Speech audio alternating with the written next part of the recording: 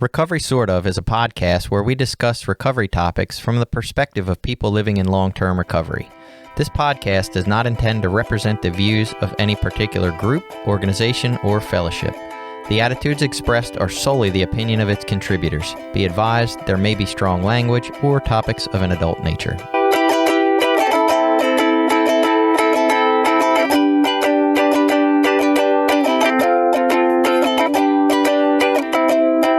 Welcome back. It's Recovery Sort Of. I am Jason, a guy who definitely has codependent traits. And I'm Billy. I'm a person in long-term recovery. I'm Jenny. I'm also a person in long-term recovery. And with us today to help us explore the program of Codependence Anonymous, also known as CoDA for short, which is much easier to say, we have Beverly. Hi, Beverly.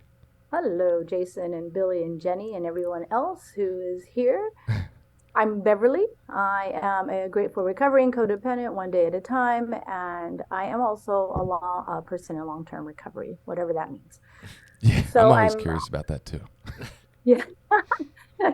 To me, one day is long enough, you know. So, yeah. Especially when it comes to CoDA, because I actually really believe that. I mean, I come from different 12-step programs, but at the core, I think it's CoDA that drives all my desire to feel better. The character defects of CoDA. So they are in general low self-esteem, trying to control, trying to manipulate, being compliant to people and authority, and there's some other ones, but generally, I've always wanted to feel happy. You know, I think I started this with I wanted to feel peaceful. That's not even true. I've always just wanted to feel happy. So when I was young, I learned very early on that submitting to specifically my father was a safer place for me to live. So I don't remember rebelling because I don't remember very much about my childhood. But when I grew up a little bit older, I remember trying to rebel against my father, and that never, ever, ever worked. So my guess is that I was a rebellious child, and I was told to shut up, so I learned to submit, and that got me kind of a long ways for a long time. The only emotion I actually really knew was happy. If I was sad, and I'll give you a reason to cry. And if I was mad, it's like, shut up. And so, if I was afraid, there was nothing really to be afraid about. Huh? Well, how do you feel safe when all you feel is afraid all the time? So I don't want to kind of portray my family, my parents as tyrants, or I don't really want to label them, because it wasn't their fault. They just did the best they could, like we all are always doing, just the best what we could, given what we have in the moment. And so I will say, though, as a child, if I am being punished, and then and I'm holding in crying because I'm not allowed to cry, then my mom will come in and she'll say, your father loves you. He doesn't really mean to do that. And that's really messes with the brain of a child. That's what I learned love was, punishment. So my father didn't allow me to have, like I said, have any emotion aside from happy. So I learned just to people please. I tried to please him constantly. He was an impossible person to please. And later after many years of therapy, realized, a therapist told me, oh, he's a classic narcissist. That gave me so much peace to hear that. Like, oh, that's the reason. That's the reason he can't love me. And then my mom, classic codependent, in absolute compliance, and had no control to stop my father from his own anger. So let's see. I want to go fast forward. This people pleasing really was fantastic. for a little while because people liked me. I hear in the programs all the time that I'd never fit in. I fit in really good because I just turned into exactly who you wanted me to be. And I used to pride myself, I'm a chameleon. But whenever so if I'm one-on-one, I'm fantastic because I'll be exactly what you want me to be. I'll eat the food you want. I'll wear the clothes that you wear. I might cut my hair the same way as you. I mean, I just wanted to be liked. I was looking for love in all the wrong places. And inside, there was this rebellious little girl who was wanting to be seen and wanting to be heard. And I just had no place to express that safely. So fast forward, all my relationships are about me. I mean, I was the best friend. I was the best worker. I was the best daughter to my mom. My father, I could never please. I was the best sister. And how that looked was I learned how to anticipate your needs. And then I gave you what you needed before you even knew you needed it. It's brilliant, brilliant way of manipulating people into loving you, and it was really detrimental to my health. So how it happened is my character defects, FEA, are not dealt with. So in CoDA, we learn how to feel our feelings in order to deal with them, in order for healing to occur. And I didn't know any feeling except happy. And everybody just thought I was bubbly Bev, and she'll do anything for you. And if you change your mind, it's okay. She's going to be okay with that. And I started getting sick physically. So I was at age 26 diagnosed with Crohn's disease. And the way it manifested in my body is I could not assimilate. I could not digest my crap, literally. And later I learned that meant that I couldn't assimilate my emotions because I only had happy. I had a husband. I married young, and I mean, every relationship I had, which there weren't too many. I had long-term relationship, 8 years with a guy who was super duper. I mean, I went from, what do they say, from the frying pan into the fire with this guy, very abusive man. And I just thought that was love. He gave me attention, and he must love me because he gave me negative attention, and that's all I knew. And so then I married a man who is, that man was a rageaholic, and then the man I married was an alcoholic. We were together for 31 years. And so I ended up in Al-Anon first. People always told me I needed Al-Anon for the longest time. And, and so I came into the rooms in 1984, the year I got married to this man. But I didn't stay in the rooms, and I didn't come and stay in the rooms until 2012. And the way I got into the rooms was I was so desperate. I felt like I was underwater, and I had my lips were just above the water, and there would be like this small wave that would come over it every once in a while. Like I just wasn't going to live another moment. I couldn't take another breath. And I've tried a lot of things for a long time, and a lot of them worked for a little while. I did a lot of therapy. I got into yoga and meditation deeply, and became a yoga therapist, and I even tried Codependence Anonymous. So a bunch of girlfriends, and I tried a bunch of different faith traditions, and all of this worked for a little bit,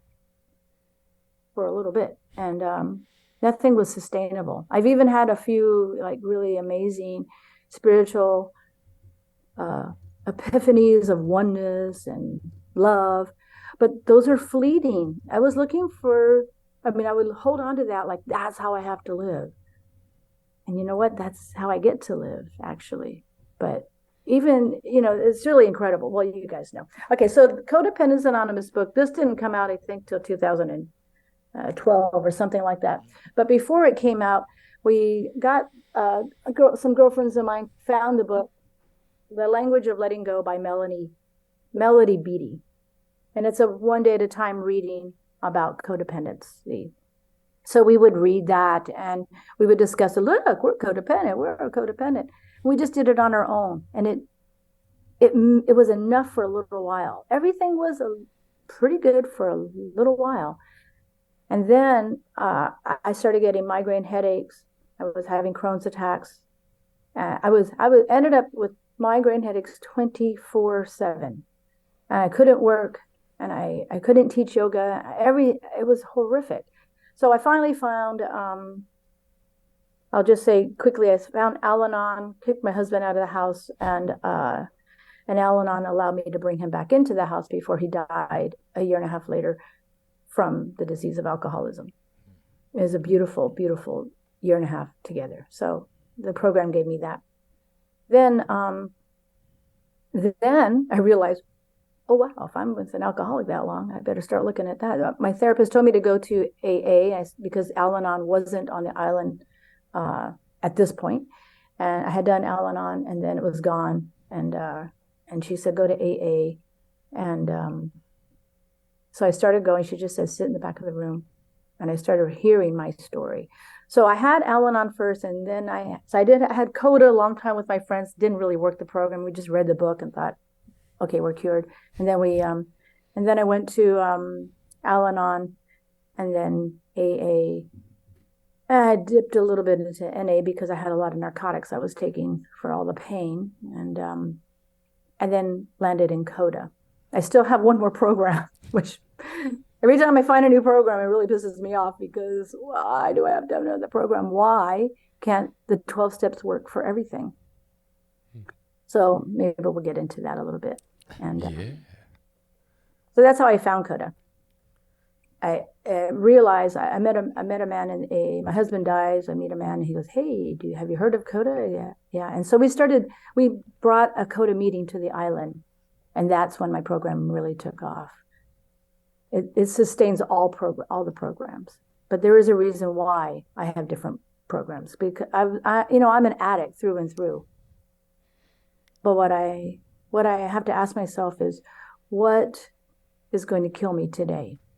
Yeah, and today it's food. So I'm also an OA. I had no idea, but here I am, and that's a different story. So, all right, that was a little bit longer than I thought it would go, but that's all right, Beverly. Thank you so much. And I wish there was like some amazing set of words to say here that could like truly honor you being vulnerable and sharing all that with us, because that was a lot, right? That's a lot of personal stuff. So just thank you. You said so many things. I have all these notes written down over here. I'm like, where do I want to start? One, Melody Beattie, right? Also wrote Codependent No More. Yes. One of the main books about that. So I guess maybe one of the things I want to start with, you've been a person who has struggled with, what is being called codependency by the program. And maybe there's some other words we call it in the therapy language. But I remember hearing a talk by someone who was one of the creators of the word codependent and codependency back in the 80s or late 70s or whatever it was. And they were talking and lamenting the idea that like they wish they would have called it something else, because the idea of codependency, that, it was almost like the backlash to people being codependent was, oh, you need to go out and just provide yourself with everything and then your relationships will be healthy. And like, that's not exactly accurate, because we do need other people and like we're social creatures. And so how do you feel, or do you have any feelings about that? Do you like accept or like the codependent moniker? Does it bother you because it feels like it's a little off because you need people? Do you not even think about that because you're happy today? Like, tell me about that. Yeah, thanks. Good question. I don't really have, I want to say I don't have an emotional attachment to that, but it's not true, because, labels can keep us so limited, I think. And it doesn't actually really matter. It doesn't actually matter codependence. there's just, what is codependence? I mean, it's different for everybody. It shows up differently for everybody. And I have a sense that most of us have some codependency tendencies, and I've had therapists say, you're not a codependent. And then I read, what is a codependent? And I'm like, what are you talking about? I'm so codependent. To me, though, what matters is, am I happy? Am I truly happy? What did I have to do with those emotions that were not happy? I stuffed them. I compartmentalized them. If I was going to use a clinical term, it would be disassociation. That's why when I was drinking, I was a blackout drunk, because I just didn't want to feel anything but happy. So I just blacked out in every way I could. And so, to me, it doesn't matter what it's called, and I don't want to get hung up on it. I can understand why. Actually, I think it's fantastic. Now, this is my brain. It just moves all over the place. Every moment is a different perspective. And that's what I have to live with all the time. And that's okay, because life is, a moving target. Fluid. It's so constant. So, I just have to go with it. But what I'm thinking about now is it's so vague and so complicated and so individual that maybe it gets people thinking about it. And that's enough. Gotcha. If one person thinks about dipping into Codependence Anonymous, and we've all done our job here. If we stay a little bit sober, emotionally, and otherwise, we've done our job here. It's all we need is that. So I'm happy for the question. I think it doesn't matter personally to me in this moment. Gotcha. Yeah. Awesome. This is a question that's going to have a little bit of my own bias in it. So feel free to call that out or just ignore it or whatever.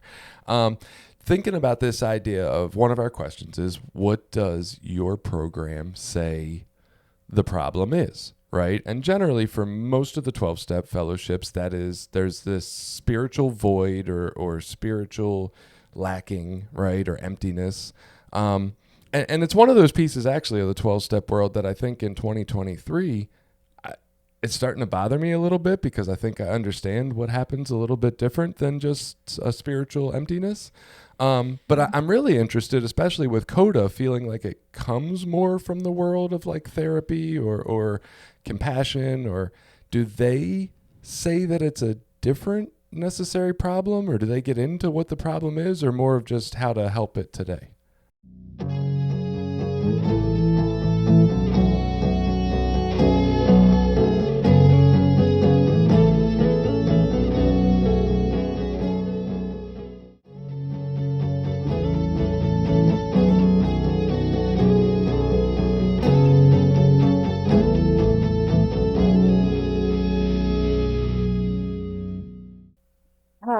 Yeah. I can only speak from my own perspective around it. Okay. Not for CoDA, as you know. Gotcha. But, the only requirement for CoDA membership is a desire for healthy and, I think it's healthy and happy relationships. Ooh. I don't know if that's right. Let me see. It's a tradition. The only requirement for membership in CoDA is a desire for healthy and loving relationships. Ooh. That's the only requirement. That's beautiful. Who doesn't want that? Right. I got a question about the relationship part. So can you be codependent on not humans? Like, for example, social media, or codependent on like a brand of clothing? Like, I am not whole unless I am wearing this brand of clothing. My understanding of codependency is it fuels your self-worth.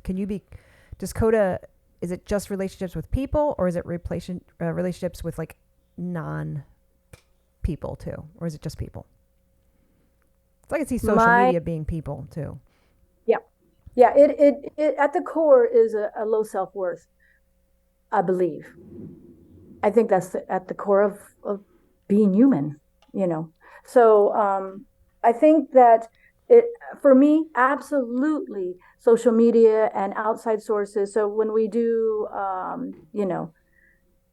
the 4-step, it's just like any other 4-step. where am what am I upset with? So I actually, I want to be specific about your question. It's really a good one. The answer in short for me is yes. Yes, I can be codependent with things that I think need to be different. If I need to have a Louis Vuitton purse in order to have self-worth, it's not really a problem, actually, unless it's a problem. Unless now my finances are in trouble because I have to buy $1,000 purse, and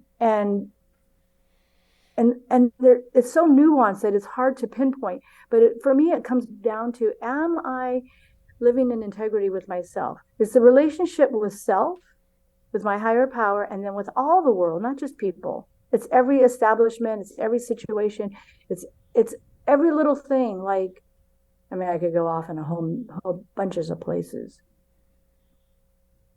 So I want to ask first if you have any more to ask about that specifically. No, Jenny. No, you can go on your tangent. Okay. Well, it's I'll give you this example. I'll try to be succinct. So I love the earth. I love the planet. I feel a responsibility to it. My husband loves the earth and loves the planet. Doesn't feel have the same responsibility as I have. So here we are. He's got the front part of the house. I've got the back part of the yard, and he wants grass. So he's putting down grass seed with what I call poison because it's fertilizer, and we've got deer and birds and squirrels out there. And all I can think about is, how can you put that? Can I say shit on this? Oh, yeah, please. How can you put that poison shit on our, how can you do that? Our deer are going to die. It's just terrible. And so we would fight about it. Now that's a problem. He and I not being able to come. We're not supposed to come together on every little thing, but that's an outside problem that is internally affecting me, and I'm feeling horrible, and I'm making him wrong, and blah blah blah. But it's about the planet. It's not necessarily about him, but I'm making it about him. Anyway, I'm not. It's too much to go into the whole process of it, but basically, I work by program, and now I realize that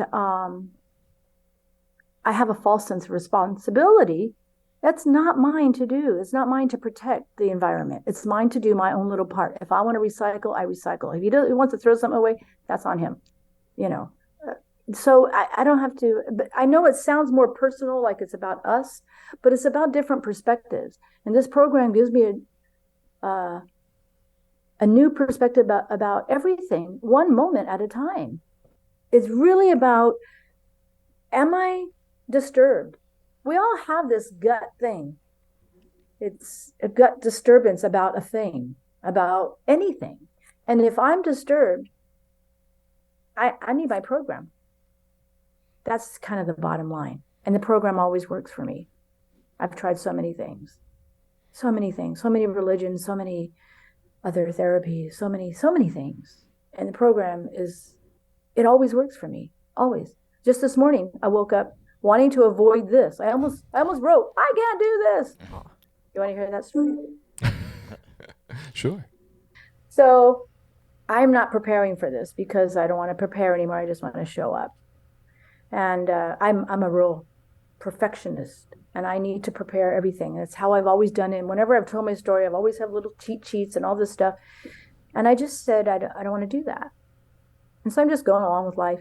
And my husband decides yesterday he's going to paint. It's going to paint the roof, the ceiling in this main room that I'm usually in. And my first response is, really? I almost have never anything going on. I have this CoDA thing going on tomorrow, and you're going to take my room away? And but I didn't say that. But it's certainly first thought wrong. Always, my first thought is always wrong. Anyhow, so there was a bit of a resistance. If I'm in resistance, I'm in a character defect. It might be subtle, but it's there. And I'm in resistance. And I remember going, well, if you can set me up, because I'm not physical right now, someplace else so I can do this CoDA thing, that's cool. And I thought I was okay with that. But I didn't know that I wasn't okay. This is how subtle it can be. So he's painting, everything's out of sort. And I start feeling physical pain. And I think it's because I've been a little bit more physical than usual. And this is going to sound so ridiculous, I think, but that's okay. I'll go with it. Anyway, I'm in physical pain, and I can hear my brain starting to go, of all times to do that, that's still with me. A resentment is a re-feeling. That's what a resentment is. And it has nothing to do with the moment. It has everything to do with these places for me where I wasn't acknowledged, I wasn't seen, I wasn't heard, I wasn't considered. And this is how I must be feeling, but I don't recognize that yet. I have a really difficult night. I'm in a bit of self-pity. I wake up, I'm like, man, I don't really think I'm like really in a lot of pain. How am I supposed to show up in program when I'm in so much pain? Luckily I have a husband who's also in program, and we started chatting, and just, eventually I was done. I'm like, it's an hour out. I just have to be quiet for a moment. Within really seconds, I got do a 10-step. I started doing a 10-step, and within minutes I was feeling better. And the pain is gone. So I am really grateful for pain. I don't like it when it's happening, and I think I have to do something. I'm doing something wrong. I need to do more prayer, more outreach. What am I missing? That I'm in so much pain. Because now I know pain is an indication of something deeper. But I just couldn't access it. When you're in the throes of it, when I'm in my own delusion of thinking I have any power over anything, it doesn't go well at all. So luckily, the 10th step, so I just did it. It took me like 5 seconds. Well, not 5 seconds, maybe a few minutes. I don't even know where my notebook is. Oh, here's my notebook. And I just saw all this self. I had a fellow reach out to me. Beth, do you have a few minutes to chat?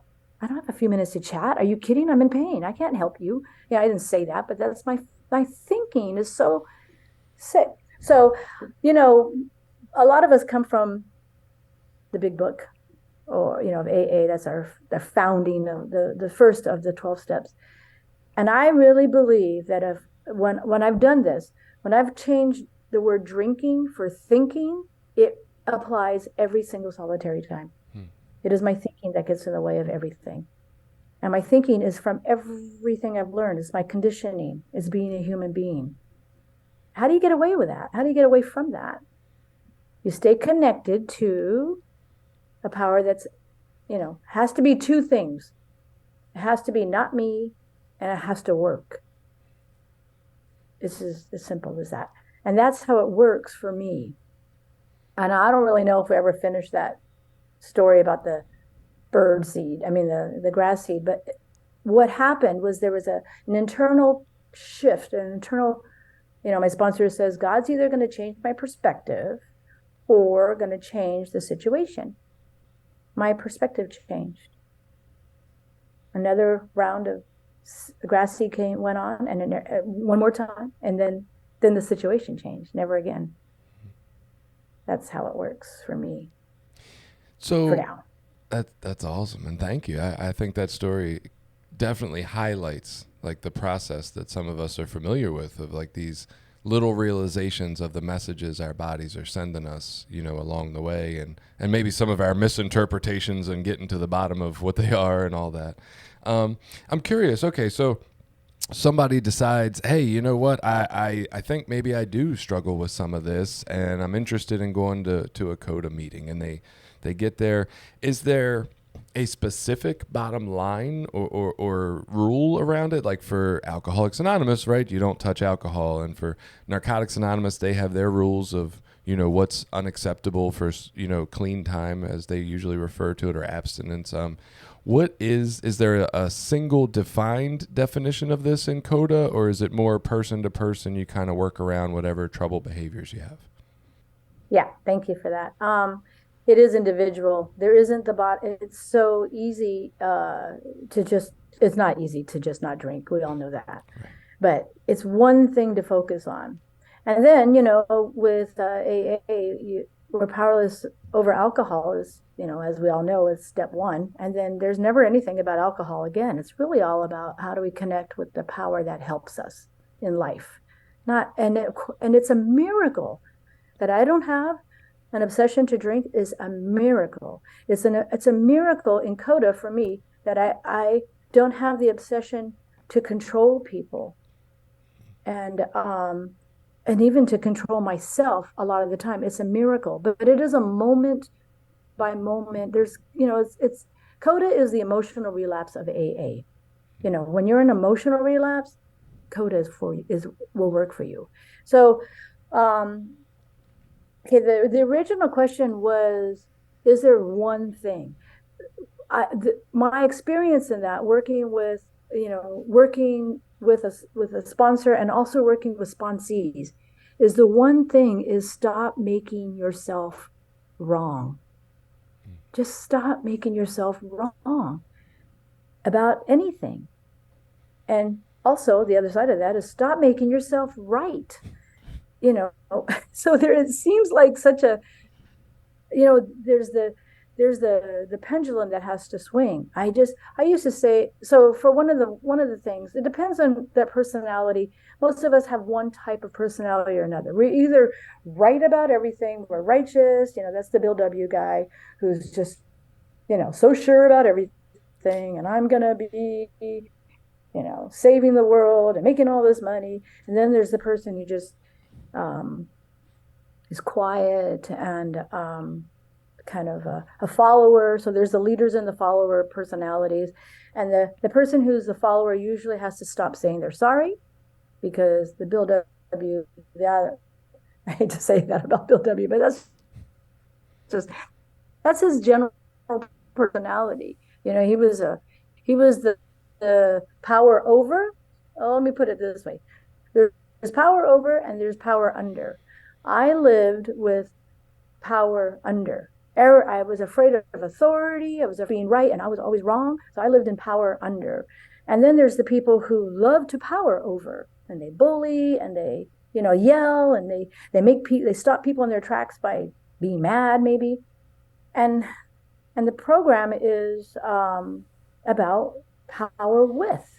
How can we be in power with my inner strength, my higher power, my lover, my friend, my coworker? And so it is such an individual thing, but in Codependence Anonymous, just like other programs, you will learn. It's a program of self-discovery, learning to love the self. So I would say, if you're somebody who says you're sorry a lot and feel less than, stop saying you're sorry first. Just stop saying you're sorry. When I was given that instruction, I think I don't remember exactly, but I think she said 6 months. Don't say you're sorry to anybody. What a realization that I said it about everything all the time. It kept me in such a low self-worth place. I'm sorry about my existence, And then whatever your first thought is, turn it around, because it's probably wrong. You mentioned going to Al-Anon, and I was thinking, wow, Al-Anon probably has a lot of, crossover material with CoDA. It doesn't require your person to be an alcoholic necessarily. And then I started thinking of and I don't know if you're familiar with this program or not, but there's a program called Sex and Love Addicts Anonymous that has a lot of carryover and crossover with CoDA as well. So what, and if you are familiar with these programs, you mentioned Al-Anon, but what are the differences or maybe the subtleties or nuance that could tell somebody, oh, CoDA's right for me, as opposed to an Al-Anon or an SLAA or something like that? Right. Yeah. I'm so grateful that I can claim my seat in many programs, because I'm actually really grateful for what got me to the program, and that was miserable relationship with an alcoholic. Because otherwise I don't know that I would have found my way, because I've tried so many ways. And so it's you don't have the thing about it is if you want to be an AA, you have to say that you're powerless over alcohol, you have a drinking problem, or you don't want to quit drinking. And with Al-Anon, you have to know somebody, right? Same with sex and love addiction. It's all these relationships that we're having specific to intimacy.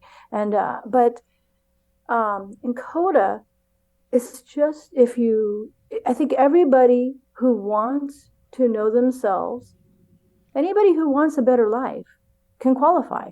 It's about healthy and loving relationships. And that's with yourself, with what you call a higher power. If you even have one, you don't even have to have one, as you know, with other people, with systems of the world, with the government, with politics, with anything. Now, those other programs will allow you to get there. Also, if you go deeper, all these, for some people, it's just enough to stop drinking. And other people want to be happy. I'm somebody who desperately wanted to feel what happy really was. And now I do. And now I can't tolerate other than happy.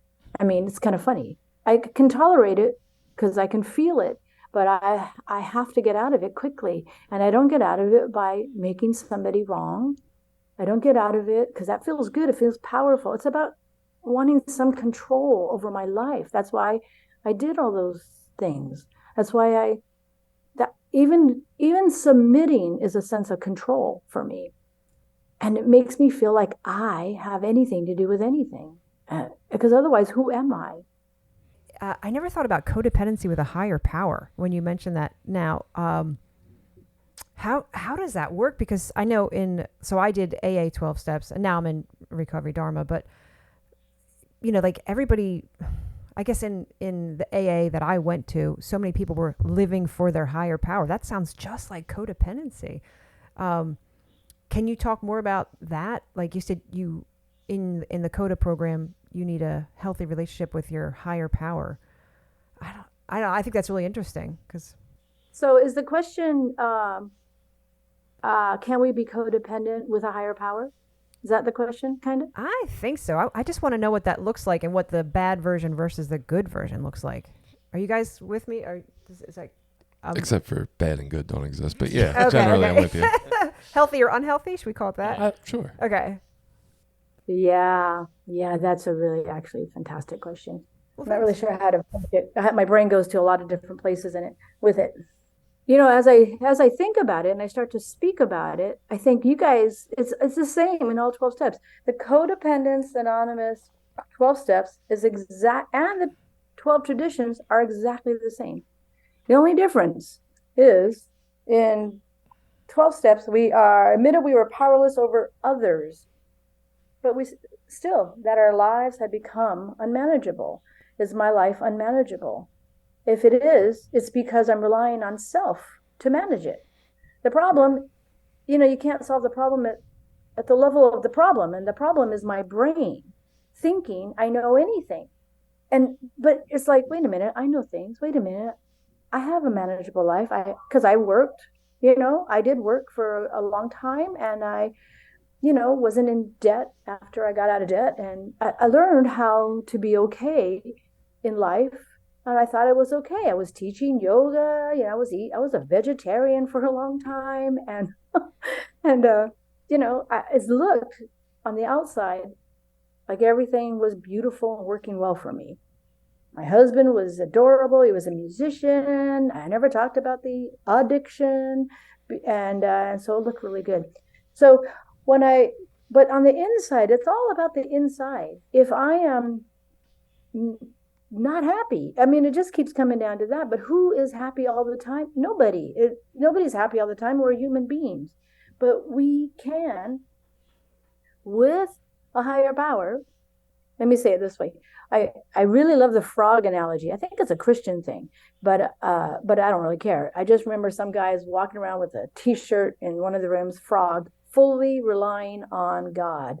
And now I'm so excited to get a tattoo of a frog because I want a reminder, because I will forget, and I will be relying on you. I will be relying on me. I'll be relying on the government. I'll be relying on my husband. I'll be relying on a doctor. And you think, well, why wouldn't you rely on the wisdom of a doctor? Or why wouldn't you rely on the wisdom of somebody who's been in the program longer? Or why wouldn't you?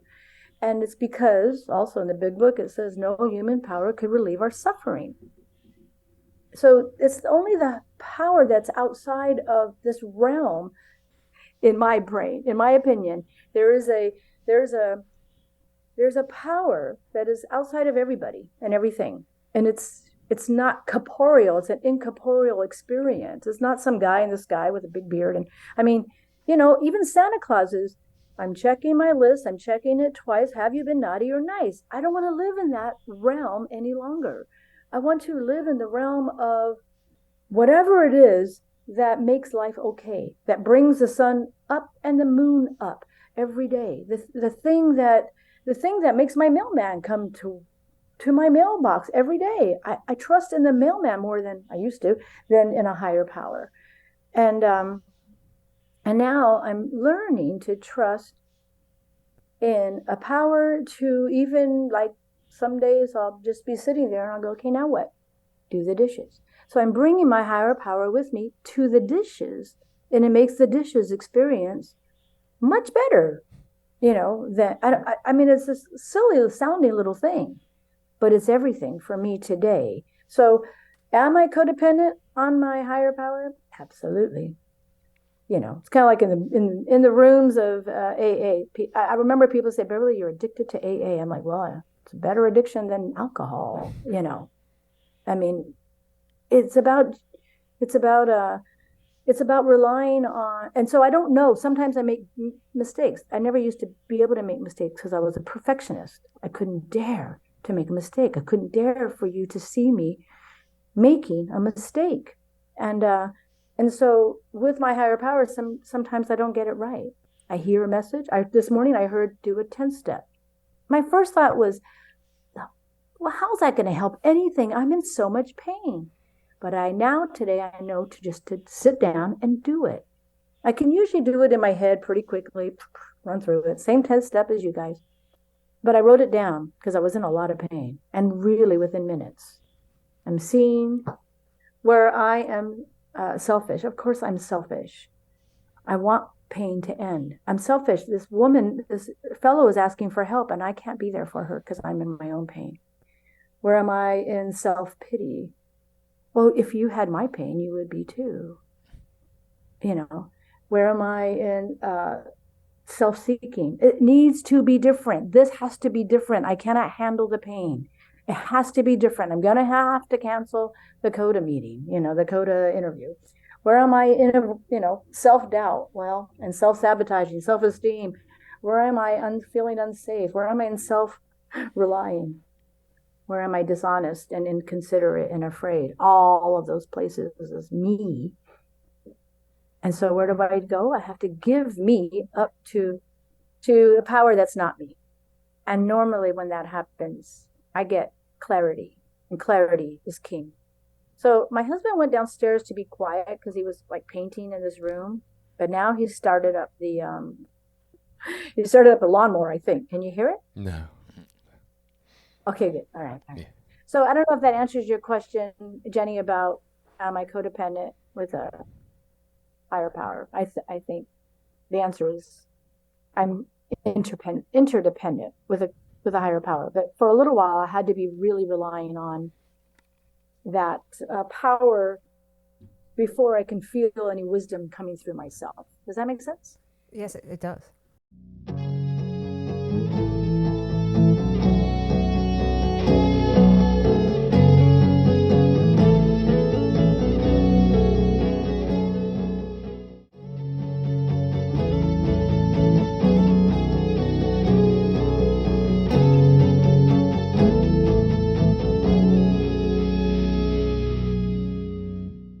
I just want to say there's the pendulum that swings. At first I hated myself, and then I loved myself that I didn't care what you thought about me.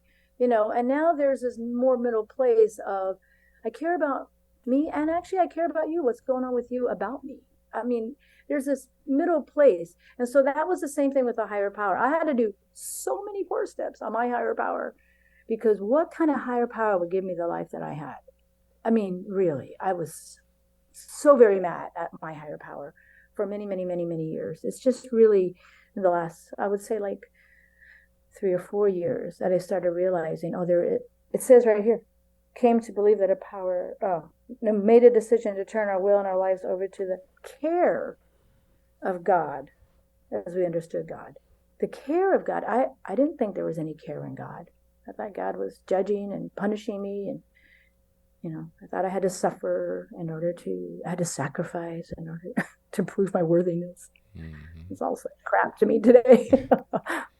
What kind of misconceptions have you run into that people have about either the CoDA program or codependency, the idea of codependency in general, and what kind of things, like, how do you bother to correct them or try to inform them, or do you just kind of let people have their assumptions? Or yeah, it's the same with everything else. It's attraction rather than promotion. And I show up at meetings and people ask me if they could call me. That's why I always have my phone number on my screen. I invite anybody to call me at any time. And I work with people, but I do not any longer spend energy on letting people know about a solution that they're not actually interested in. I don't spend any more time on that. I used to do that all the time. Well, this is what you have to do. This is how you have to do it. I mean, when I first came into 12 steps, I thought everybody needed to be in 12 steps. But this is not the only path. There's other paths. They just didn't work for me, So, and who knows what's to come? I don't know. I'm always wondering, wow, look who I am now. I wonder who I'll be in a year from now, because I'm constantly different. So no, I don't offer. I'm very open about recovery when I'm talking to people. I will say, like as far as food is concerned, because now I'm in OA, I'll say, oh no, I don't eat that. Oh, why don't you eat that? Well, I realize that that doesn't work with me in my body. Wow, how'd you know? And I'll say, well, I learned that in OA. I used to be really afraid of food, so I would restrict for days because I would be so afraid to eat. And now I'm not afraid to eat, and it's a miracle, So I'm very open about all of my 12-step programs to people who are interested. If I see that there's a little opening and interest, I might say I do, but I never say you do, because no, I didn't want to hear that. You told me what I had to do, how I had to do it. I wasn't interested until I was at such a bottom. So until I was at such a bottom that I had no place else to go. So for me, my first higher power, even though I thought I knew God, was my sponsor. I gave me to her completely. I was told, come to meetings, get a sponsor, work the steps. You don't have to understand it. You don't have to believe it. You don't have to trust it. You don't have to know it. You just got to do it. So get a sponsor, and then the hardest part, do what they say. Well, what if they tell me to jump off a cliff? That is what makes a good sponsee? A sponsor is a motivated sponsee. So I stopped questioning and I started asking, what do you want me to do now? Now, what do you want me to do? Now what do you want me to do? Because it doesn't take very long to start seeing results. I have a new person that I'm working with in CoDA. She's only been in the program a few months, but she's still on step 1, still thinking she has some power over a bunch of stuff in her life and justifying the hell out of it. That's okay. That's step 1. We stay there until there's a realization, an understanding, a submitting, a surrender to the idea that, oh my God, my life is unmanageable. I mean, most people can understand that they can grab a hold of their life as unmanageable. They can't really grab a hold of their powerlessness, but it's an important step. And so the reason I bring that person up is because I can sense not because I can sense and not because I've been doing this for a little while, but because a higher power gives me that sense. It's a sixth sense of living, I can sense that she wants it very, very badly, and yet she's still arguing for her limitations. So I'm not going to say, you're done, I'm done with you because you don't want to just listen to me. I'm going to be with her right where she's at, because there's still a sense of, she can already tell what a difference. She doesn't understand it. I go, you don't have to understand it. It's not time to understand. You're in step one. I'm confused. I don't know why. You don't have to know why. You're in step one. Step one is not a fun place to be. There's still a lot of confusion in that.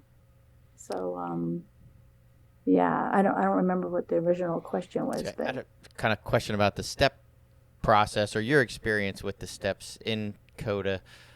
Do they have like a step working guide? Do they go off dittos? Is there any writing involved? Like, what's the step process in CoDA look like for you?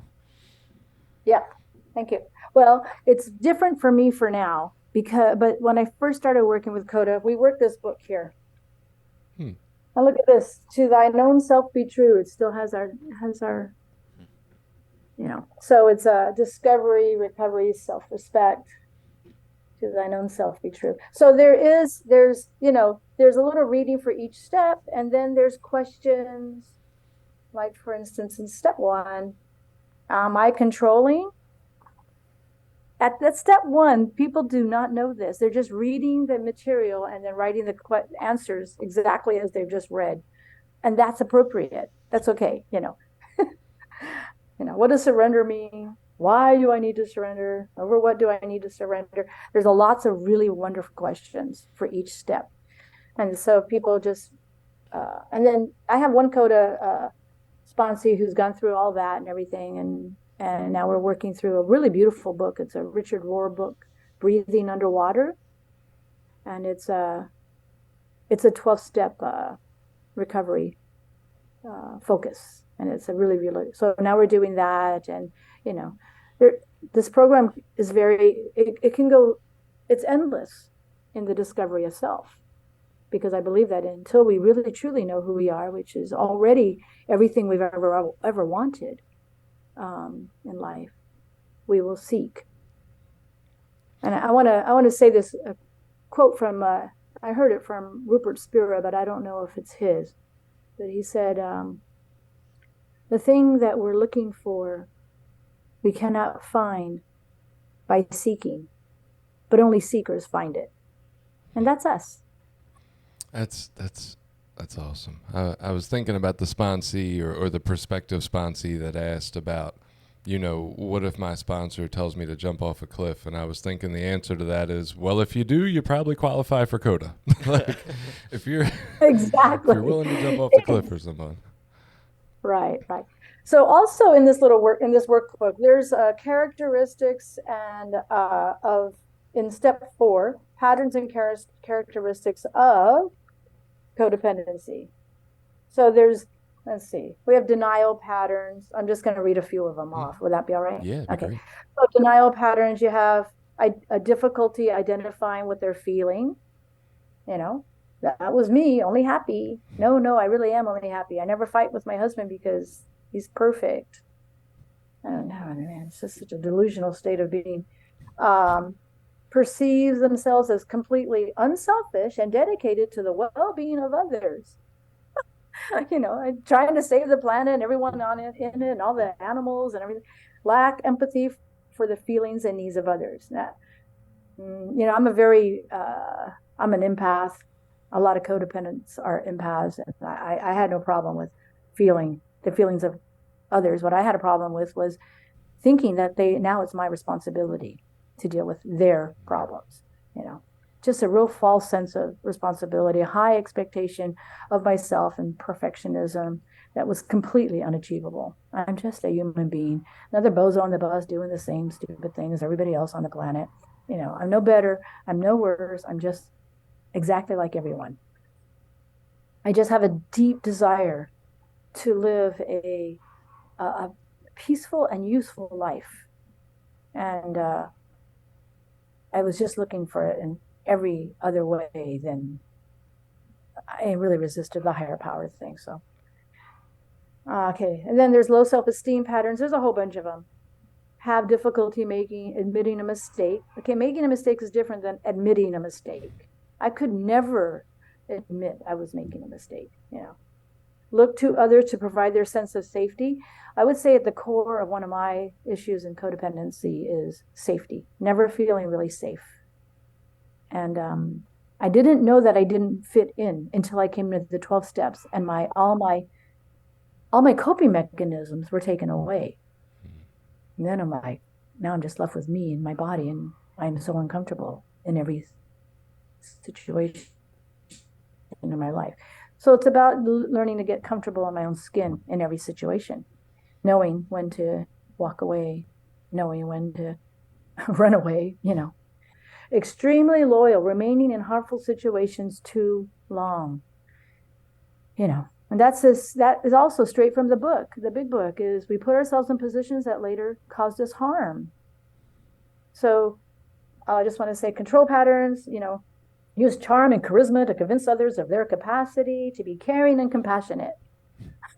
I used to have a friend who used to get so mad at me. Beverly, you just flitter around. Bubbly Beverly, you just flitter around, getting all this attention.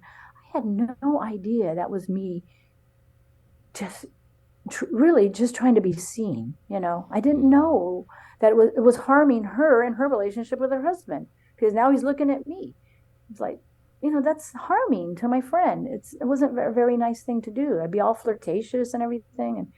And then avoidance patterns. Suppress their feelings or needs to avoid feeling vulnerable, Avoid emotional, physical, or sexual intimacy as a way to maintain distance. Withhold expressions of appreciation. I used to not be able to take compliments. Oh no, this old thing, or I just couldn't take a compliment. Today I can take a compliment and say thank you instead of what's wrong with you for thinking that, Good, because you're doing a great job. Yeah, we're doing a great job. Yeah. I wanted to read this just because I feel like it's a good paragraph about the program. It says CoDA defines codependency as a pattern of behavior characterized by a compulsive need to control and care for others to the detriment of one's own well-being. This can manifest in a variety of ways, such as constantly seeking approval or validation from others, avoiding conflict or difficult emotions, sacrificing one's own needs and desires to please others, and feeling responsible for the happiness or success of others. In CoDA, codependency is seen as a learned behavior that can be unlearned through self-awareness, personal growth, and support from others in the program. CoDA aims to help members break free from codependent patterns and develop healthier, more fulfilling relationships with themselves and others. Interesting, which seems a little bit different from some of the other 12-step programs, right? Maybe not as different from Overeaters Anonymous, but this idea of seeing the behavior as a learned behavior that can be unlearned through self-awareness, personal growth, and support from others, which sounds a little different than like that spiritual void we kind of talked about earlier, even though it might necessarily come from the same place. I kind of like the way they talk about the behavior. Did that help you any when you were coming into CoDA? Like this idea of unlearning it as opposed to just, I think some of us struggle with this, I'm bad and I don't want to be a bad person, but a learned behavior doesn't sound like I'm a bad person. It just sounds like I got taught wrong. Right. Exactly. So it's kind of when I'm hearing you say that, I mean, I'm absolutely agreeing with everything that you're reading. I'm thinking that's kind of like cognitive behavioral therapy. Let's just change the behavior. And it is true. It's kind of like, so in these patterns of characteristics of codependency, all of those things help me to survive. Just like alcohol helped me to survive. Just like food soothed me a bit to survive. Every one of my addictions, helped me. They were coping mechanisms in order to feel okay about myself. And so in the 12 steps, one of the ways, in this particular book, the 12 steps and traditions of CoDA workbook, one of the ways that there's several ways to work the step 4. One of them is to go through each one of these and hang out there for a little while. My low self-esteem patterns. So having difficulty making decisions. So, just with that one little bit of awareness, you go around the next week and you think, you have this in your head. Am I having difficulty making decisions? Right down to, what am I going to wear? It's not about the motive. Oh, well, they think I look pretty in this or fat in this or whatever. It's more about just, am I having difficulty making decisions?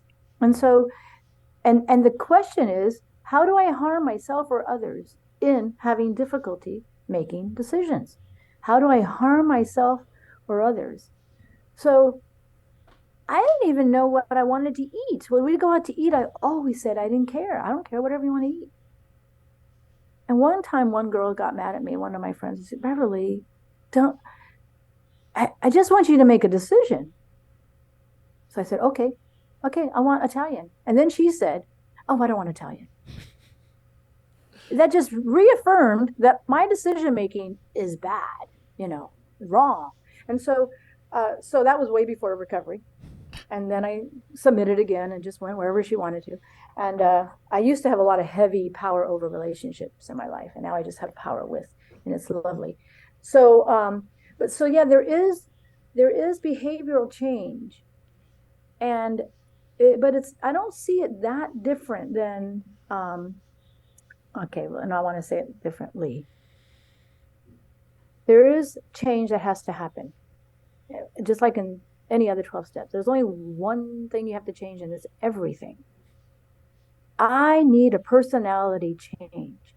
That can change, but there's always this even though I have a lot of healing and I have a lot of strength and I have a lot of courage and I have a lot of self-worth and self-esteem, those little voices of the past, like this morning, will try to get me into avoidance. So avoidance, and something's wrong with me, and now I'm starting this pattern again, and I should never tell my story ever again. I mean, it's just ridiculous. But instead of forcing myself just to show up, I have to get quiet and hear and live in the solution. The solution for me is the program. And it looks a little different. Sometimes it's call somebody. Sometimes it's, but it's always the program. There's really isn't, it's stop blaming myself. So that's a behavioral change is, the 12 steps for me changes my behavior. It's not a forced change behavior like stop saying I'm sorry. Start saying thank you when somebody compliments me. Those are behavioral changes that I was super uncomfortable with.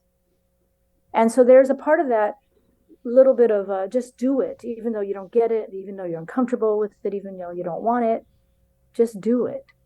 So I don't know if that addresses your question, but I do think to change behavior in order to change. Yeah. I think it definitely does. And just keeping an eye on time here, Bev, we're getting close to the end. So I want to say that I am looking on CoDA.org. That is CoDA.org. That is the hub for probably finding meetings and any information anybody wanted to know that maybe they didn't hear today.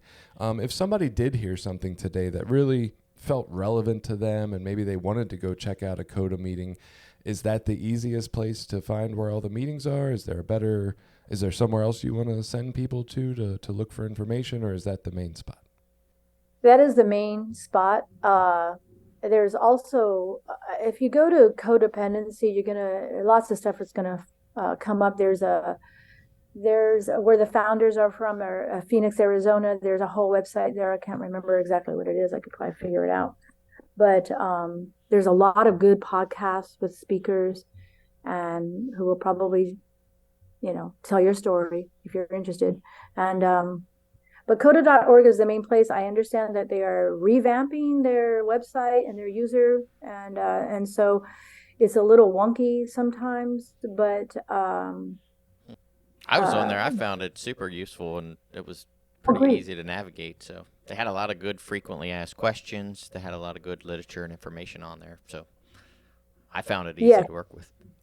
Okay. Oh, I'm super happy to hear that. Yeah, there's so much good information on there. The meeting portion is can be a little bit difficult to Yeah. navigate at the moment. Yep. But yeah, there's so much good information, and yeah, and there's meetings every day, all through the day. Take my number, feel free to call. You know what I saw on the website when I was looking at it this week was CoDA has the 30-second rule. I don't know about this in any other 12-step. That comes out of a whole pamphlet about how to handle difficulties in like a group conscious setting, and they have this 30-second rule. I know sex addiction meetings have a 3-second rule, but I think that's going to be something very different than this 30-second rule. So I'm curious. What is the 30-second rule? Is it like wait 30 seconds before you respond, or? Beverly, do you want to describe that 30-second rule, and have you ever used it in a meeting? I have seen it used. I've not used it myself. And I don't know if it originates from CoDA, but the idea about it for me is let's take a moment and just get quiet and reorient. Try to find another perspective without trying to find another perspective. Sometimes you just got to stop the insanity by stop talking. Yeah, the way I read it sounded like anyone could just call like a timeout, basically, to kind of stop. Right. When you were telling the story about your process of like last night and the painting in the room and this morning and being in pain and having to like kind of stop it reminds me of that 30-second rule. And It reminds me just generally that like all the growth I've had in my life has come really from stopping and stepping back, right? Whether it's meditation, whether it's a form of breathing to enable my parasympathetic nervous system and calm down all that, craziness going on. That's where I've always found, and that's what I've heard you say today, is like where I've found my peace is from like stopping that roller coaster of whatever I used to do and just stopping for a minute, just finding some stillness, and then things seem to come to you from there. And that's been my experience too. And that, I don't know, maybe that's what the 30-second rule kind of is, just like slow everything down. I believe it is. I've seen it mostly in group conscience meetings because that's where there's a lot of heated exchange oftentimes. And it works very, very, very well. It's like you just say, like that. I like to ask for 30 seconds, and then everybody just stops. It seems like that would be a fantastic behavioral change. Like every hour, take 30 seconds, and just stop wherever you are. Just take 30 seconds, see what comes. Because it is that other realm. The sunlight of the spirit is not of this realm. And, my brain is like a computer. It takes it in and wants to process, it spits it back out. That's not the realm of the spirit. And I'm trying to tap into that realm because that's where all the answers are. So that I love the way you said that, Jason. Just get quiet for a moment, and that's where the answer emerges. It doesn't take long, but it does take practice. So if you're just starting, and you're just trying to get quiet, and your mind is going 1,000,000 miles an hour, just keep doing it. So I love what my sponsor now says. I hear, well, there's two things. One is, we always say, keep coming back. She goes, just don't leave. Even if you're in a relapse, just don't leave. Don't leave. Don't leave. Don't leave. Because when I go out, I don't come back for a little while, And then the other thing she says is PMSSS. This is the way to peaceful and useful life. Prayer, meditation is P. I do it every day. Pray and meditate before I wake up and before I go to bed. I pray and I'm quiet for just a little while. It used to be long periods of time. Now it's just a little bit here and there. Meetings, go to meetings. They say meeting makers make it, but really step workers make it, in my opinion. And people who continue working the steps. And then prayer, meditate, meetings, PMS, get a sponsor. And S, work the steps. So I work the steps with a sponsor always. I've been in a program a little while, but I always have a sponsor who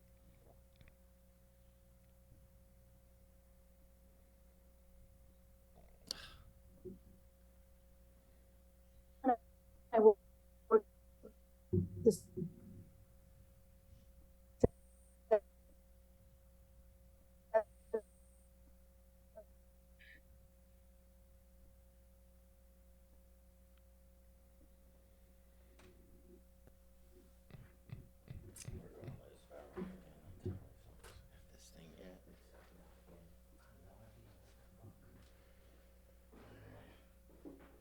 Recording in progress. Yep. Do we have her? I think so. Beverly? Yes, I am here. Oh. You guys keep leaving me. I used to have really big abandonment issues, but no. I'm glad you've worked on them. Now I just laugh at the whole thing. It's like, oh my God, it's so hysterical. So we heard the prayer and meditation, meetings, sponsors, steps. What was the last S? Is it service? Service. Yeah. Okay. Even if it's just coming to a meeting. But ultimately, it will be the only requirement for getting through step 12 is to go pass it on. Do it, give it to somebody else. Right. So we do have to wrap up here today, Bev. We really appreciate you coming on. Apologize for some of the technical difficulties. We're getting used to our new space that we're in and trying to get all that set up right. But thank you so much for the information. Anybody who's heard something you could relate to, you can find more at CoDA.org. That's CoDA.org. And maybe everyone who listened to this can go into their workplace tomorrow and, stand up once an hour and just tell everybody that we're going to have 30 seconds of silence and it won't be awkward at all. And, have fun with that, everyone. But Bev, thank you again for coming on and sharing so much of you with us and about the CoDA program. Hopefully that will help us all move forward and keep growing and learning. Thank you, Jason, and thank you, Jenny, and thank you, Billy. Thank you. If you were there anymore, it's been lovely to meet with you and chat about the thing that really lights my fire today. So awesome. Well, have a great week, Beverly. Thank you again. Thank you. Bye. Love.